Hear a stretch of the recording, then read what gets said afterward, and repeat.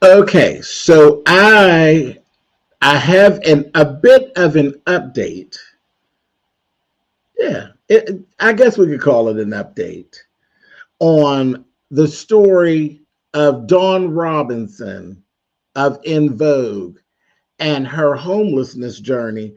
Or what are we actually calling it? Are we calling this a homelessness journey, or are we still saying something about her living in the car, her car living journey? I don't know. We'll figure it out. But I have a bit of an update on the things that I was saying when I talked about her and her. I don't. It seems like a homelessness journey to me, but it is what it is. We're gonna talk Dawn Robinson and En Vogue. Welcome to Hot Topics with SpillitBoy TV.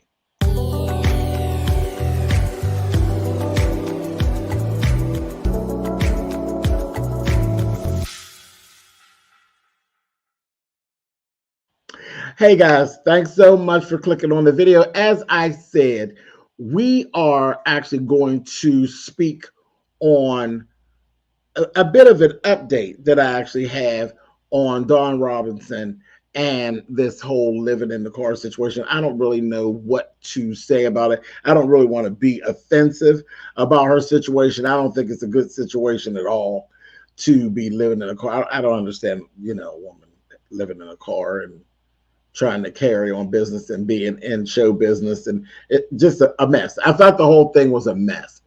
But I had some things that I really had to say the last time that we gathered and we spoke about this situation during my hot topic segment. Um, Basically, we were shocked to find out that Dawn had been living in her car, and it had a whole lot of things to do.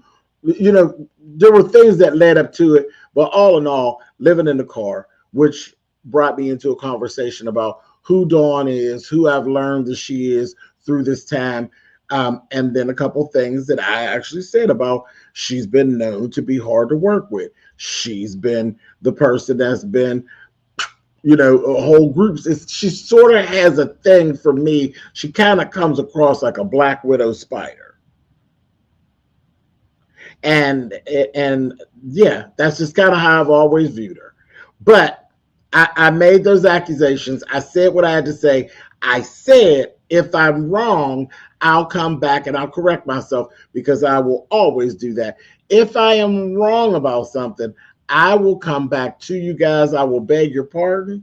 I will correct. I will self-correct. Okay. And y'all don't have a problem with correcting me, baby. Y'all will get me all the way together. Y'all really do. And that's no problem. I love it. But there's those times when I say, I told you so. And this is one of those times. Now, I hope this audio is good. Okay. She sat down with Angela Yee. Shout out to Angela Yee. Doing the damn thing. She's doing really well. But she sat with Angela Yee and she spoke about the situation. Angela Yee asked her, has she spoken to any of the members of En Vogue?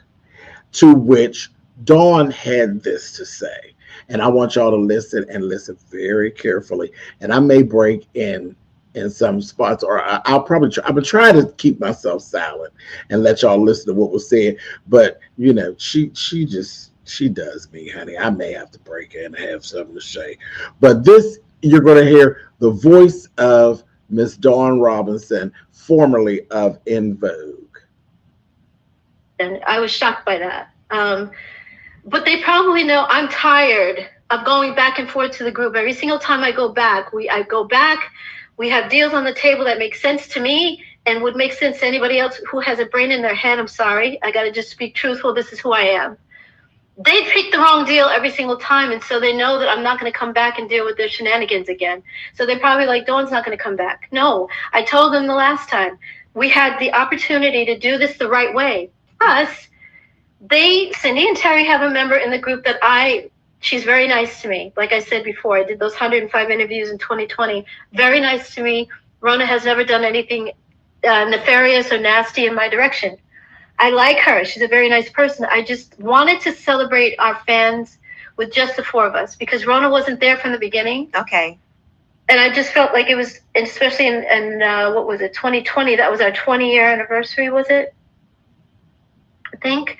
So 2010 was our 20-year anniversary.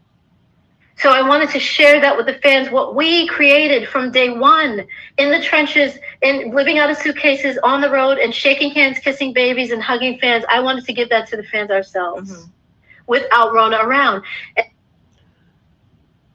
Okay, I'm sorry. I gotta cut in here. I got to cut in here. I can't even help it.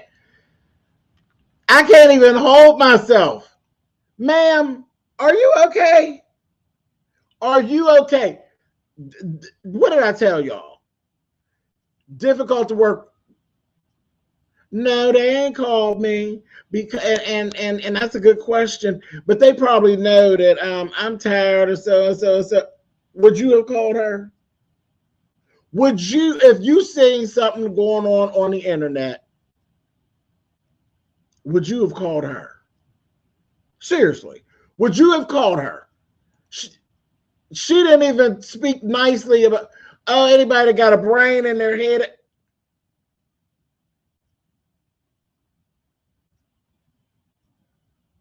You got a whole issue about who else is in the group, and you're leading me to believe. Let me let y'all hear her finish, because see, I got a whole lot to say. This broad is out of her mind. She's out of her mind. I'm like, Dawn, you ain't learned nothing. And this is why you sitting around looking out the back window of your car instead of the window of your kitchen. No shade, but shade. Continue, crazy. Cindy was like, it was just her and I in the room, kind of going back to, because Terry kind of stands back and she lights the fire and then she acts like she doesn't do anything. So she's sitting there, and she always did that. That was Terry's MO. And I said to Cindy, she said, well, Dawn, you know how she talks, like, Dawn, but you've only been with us for 13 years. Rona's been with us for 13 years, and you were only with us for 8. And I said, yeah, I understand that, but Rona hasn't brought a hit to you guys, not one. And Maxine and I bring hits. I say the biggest hit that we have, like, come on. I mean, no offense to Rona, but let's celebrate. When we did the Alicia Keys thing, I want to say 2007 or 8, the girls asked me to come back, and Alicia Keys made it very, very clear that she wanted the original 4. Right. She didn't want any stand-in. No offense to anybody, but she wanted the original 4, and the girls understood that. And they told Rona that she could not be there. Mm-hmm. Well, why is it that when Dawn says it, or the fans are saying it even, they're not paying attention to that? They're still ignoring it, like as if they don't hear what the fans are saying. The fans are making it very clear that they wanted me, Maxine, Cindy, and Terry. And I'm not going to be where I'm not wanted, so I'm not going to fight to get back into something. I've already come back every single time you guys ask me to come back, and then you make stupid decisions, and I have to walk away. I cannot. I can't even do no more with Dawn. Dawn. Seeing this right here is why you living out of a Giant Eagle grocery store bag up in your jalopy, because you sound absolutely foolish. Absolutely foolish. And listening to this tells me everything that I need to know, because what I gathered is that they've actually offered for you to come back to the group multiple times, and you still on the same old bullshit that you was on in the beginning. See, if you follow the story of En Vogue, yes, there were issues. Yes, they got their heads bumped. Yes, they realized there was a problem, and they were working out a plan of action to go at the machine, and that one went off the rails. That one started carrying on, and they sat back and said, girl, well, wait a minute. Yes, we've not been doing fantastic. Yes, things are bad, but we ain't willing to give up everything. You ready to jump up Thelma and Louise style. We ain't trying to do that. We trying to come in Kill Bill style, whoop up some ass and get the money right and keep moving forward. Dawn went all the way left. Maxine kind of, and then she ended up leaving. You talk about somebody making stupid mistakes. I'd say that you made the stupid mistake because yes, you were with the group for 8 years, and then they went and they got another chick, Rona, and 13 years later, they still out here and they're still in vogue. And you still are Dawn Robinson, formerly of En Vogue.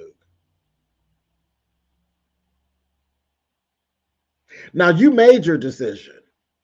You made your decision. That's like craziness. Craziness. I mean, she talk like she don't even like them.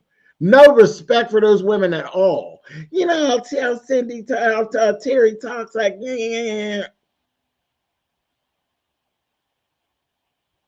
And Rhonda doesn't bring y'all here. She was just flat out, and you're sitting there saying, no offense to anyone. There is offense to someone. You try to make them choose between you and Rona. Why? Why? If I was Rona, I'd be the one looking at them real crazy. Like, I don't know why y'all trying to bring that broad back up in here, because here I've been holding it down with y'all and you want me to split my money another way. See, because money, that's the beginning and the end of it. They were a 3-person group. You want to expand this to be a 5-person group. You about to cut my money 2 more ways, bringing Maxine and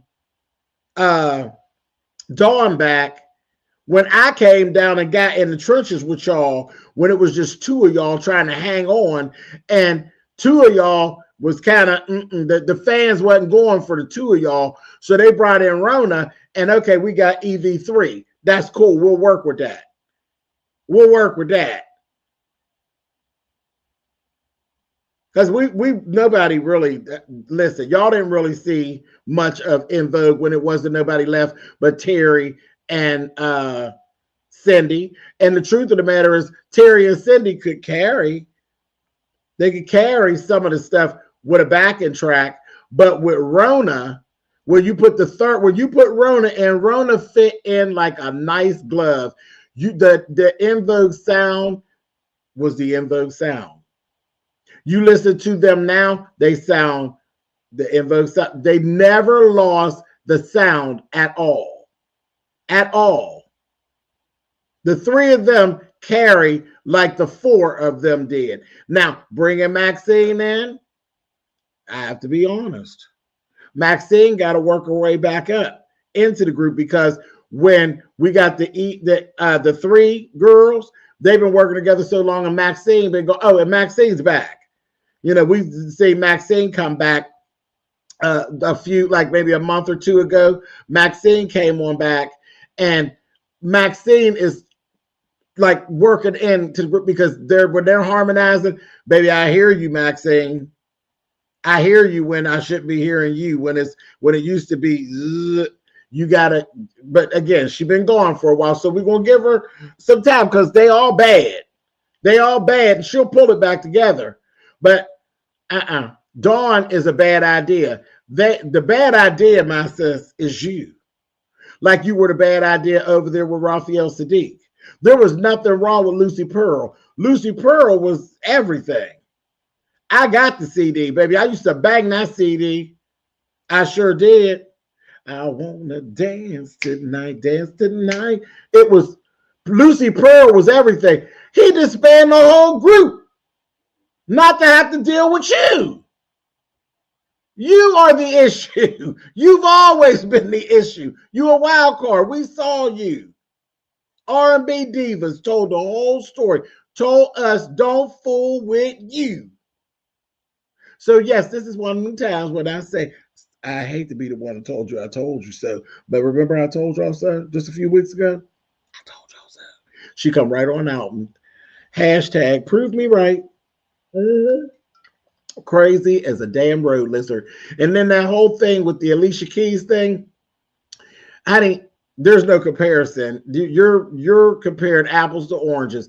That was a show piece. That was a guest appearance. That was a guest appearance for a show that was paying homage to original girl groups and the girl groups who the members were still living. She was paying homage like they were living legends. No, Rona wasn't there then. I understood completely why they pulled the original 4 members. Y'all were all living, breathing, and in good health and available because your ass is completely available. You and Maxine. Y'all jumped right, ran right on over there. Ran right on over there because, again, we ain't seen nothing from Maxine. What the hell was Maxine doing, working down to the post office? We ain't seen nothing. So I'm sure Maxine was happy her phone rang. Y'all ran on over there and y'all did fabulous. You know, I'm a huge fan of the group. Huge fan of the group from the beginning. Ain't nobody like them. Nobody. Can't nobody stand in their shoes.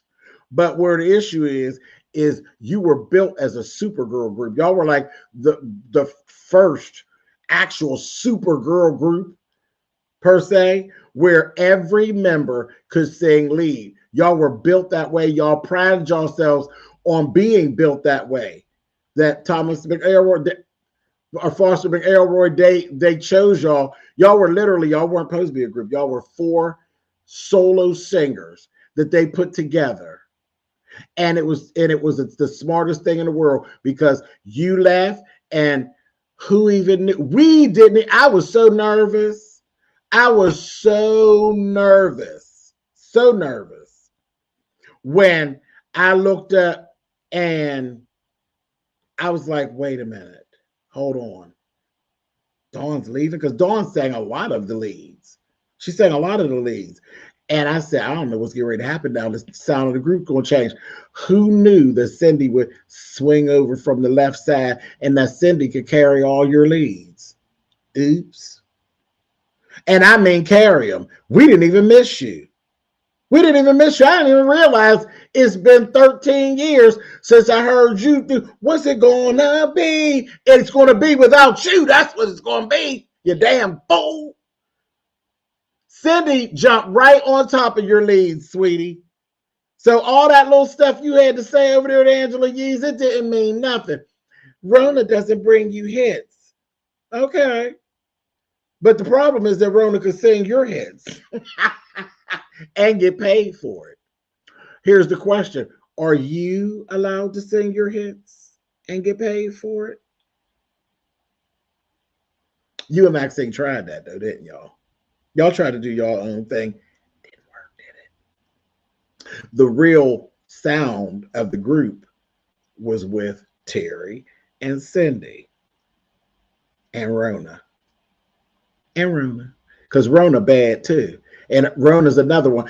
She came in the same vein as the old group. Rona could carry leads on anything. That En Vogue sound has not changed. It has not changed. They never suffered a loss when you left. They missed a body on stage. That's all. What you brought, girl, you was a sister of theirs, but girl, they replaced you. You wasn't no blood sister. You was a half sister, child. They just replaced you with another one. But this was, I said, she was so nasty. So nasty. Nice.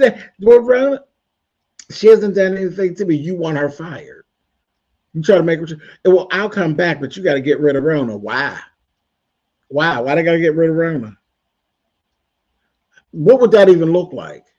They get rid of Rona and then you start running amok because you would have all forced to run amok at that point. Like, yeah, shit, they got rid of Rona. So I must be really that girl. Because that was the problem. You thought you was that girl, but we didn't know, but they knew you wasn't.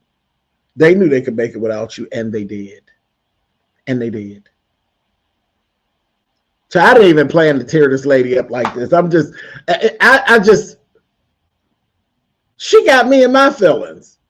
I can imagine how they felt when she's sitting up there carrying on, talking about your homelessness and a job that somebody has extended to you a few times and you too good to take it.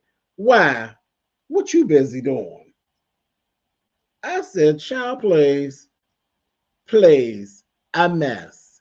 A mess. But thanks for proving me right, because I didn't want the people looking at me like I was crazy and I was making things up. They seen you for yourself.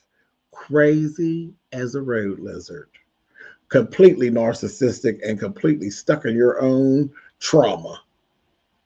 In your own trauma. But I'm telling you, if you were around when R&B Divas was on and she got on there, I was like, wow, you didn't do yourself any favors. No favors at all. Dealing with a whole different crew of women on a whole different level. And they were like so over. They was like, oh, child. They ain't even want to go into a whole nother season with you. You was just full of foolishness. And the funny thing is, when you learn out the stories, it was the same foolishness that you had been doing. You literally have not learned not one thing. Not one thing. You haven't learned a thing. And you haven't had any hits without them. You haven't had any hits without them. So no. Have they snatched a Grammy? No. Have they snatched an American Music Award? No. But they got concert dates, they got bookings, and they got checks. They're still eating.